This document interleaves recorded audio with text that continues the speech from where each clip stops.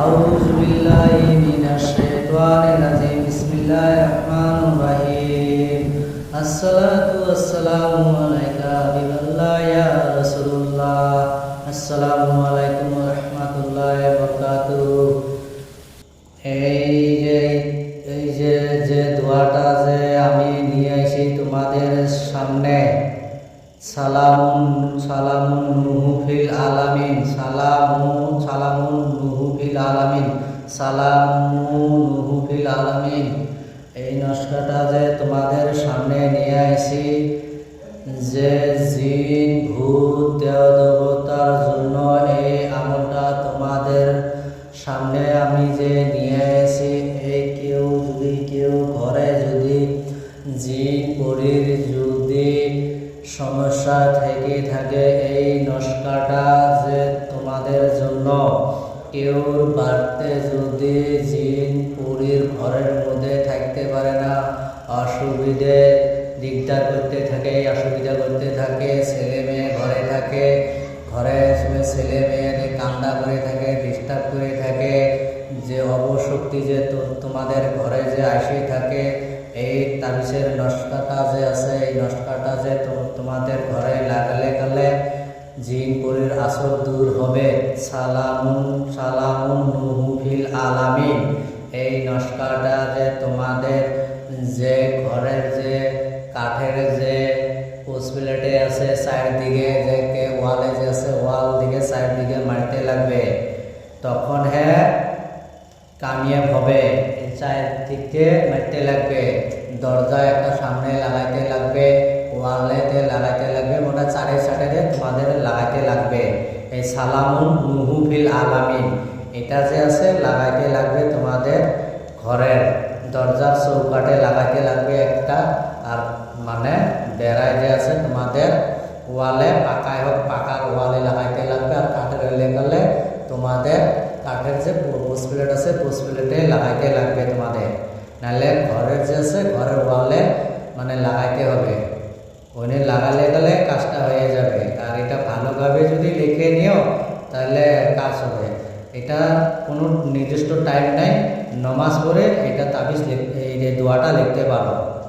এই দোয়াটা যে আছে সালামুন নুহু ফিল আলামিন, এই দোয়াটা যদি তোমরা যদি লেখে যদি ঘরের যে চৌকাঠে লাগাতে লাগবে, আর ঘরের ওয়ালে সাইড দিকে লাগাইতে লাগবে, তখন যে সাপ বিচ্ছু ঘরেও আসবে না, সাপ বিচ্ছু ঘরেও আসবে না। এটা যদি থাকে জাদুও কাজ করবে না, এটা ঘরে থাকলে জাদুও কাজ করবে না, জাদুর থেকেও মুক্তি পাবা এটা লাগালে।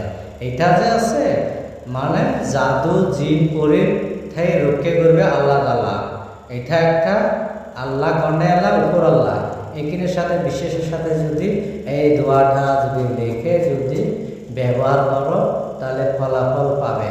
বিশ্বাস করতে লাগবে, বিশ্বাস না করলে তো হবে না। বিশ্বাস যদি এখানের সাথে যদি করো তাহলে তো হবে, আর বিশ্বাস না করলে তো হবেই না।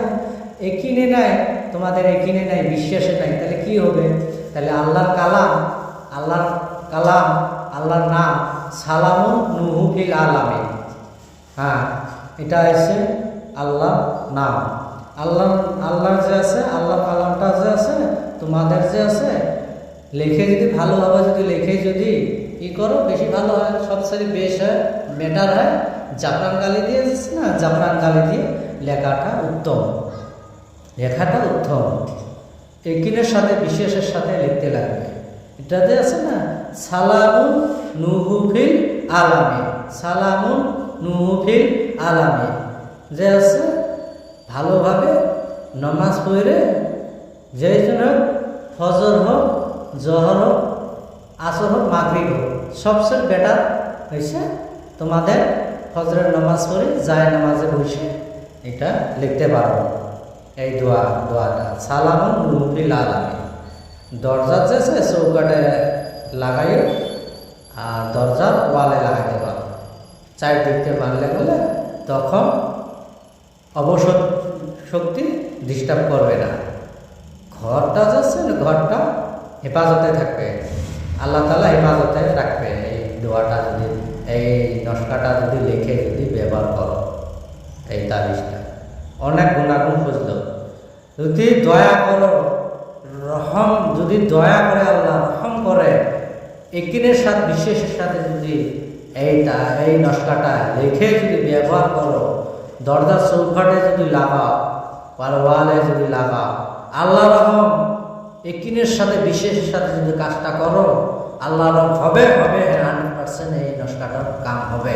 আল্লাহ রহম, আল্লাহর কালামের বিশ্বাস আছে, বিশ্বাস রাখতে লাগবে। বিশ্বাস রাখতে গেলে তাহলে কাজ হবে। বিশ্বাস যদি কেউ যদি না করে তাহলে তো কাজ হবে না। আল্লাহর প্রতি 1 নম্বর বিশ্বাস রাখতে লাগবে, তখন হ্যাঁ কাজ হবে। আর বিশ্বাস যদি না রাখে তাহলে তো আর কাজ হবে না। বিশ্বাস রাখতে লাগবে। কেউ যদি অবহেলা করে কেউ বিশ্বাস হবে? বিশ্বাস তো হবে না। যদি অবহেলা করে, বিশ্বাস যদি কেউ যদি করে না, হ্যাঁ বিশ্বাসে নাই, তাহলে কি কাজ হবে? আল্লাহর কালাম যদি কেউ যদি বিশ্বাস করে এগিনের সাথ, তাহলে তো কামিয়াব হবে এই তাবিজটা। হ্যাঁ, আর এই নস্কাটা যদি আলেম ব্যক্তির দ্বারা যদি লেখাইতে পারো আরো বেশি ভালো। কেউ যদি আরো 5 ওয়াক্ত নামাজ পড়ে তার জন্য তো আরো বেশি ভালো হবে। আর যদি কেউ যদি লিখতে না জানে, কেউ যে আছে আলেমের কাছ থেকে ভালোভাবে লিখে যদি ঘরে মোটখানা 4টে নস্কা লিখে একটা দরজায় মাইরে দিবা, আর আর 3 দিকে ওয়ালে মাইরে দিবা, অনেক ফলাফল পাবা। অনেক অবহেলা কেউ করবা না। লাইক করবা, শেয়ার করবা, কমেন্ট করবা। খুদা হাফেজ।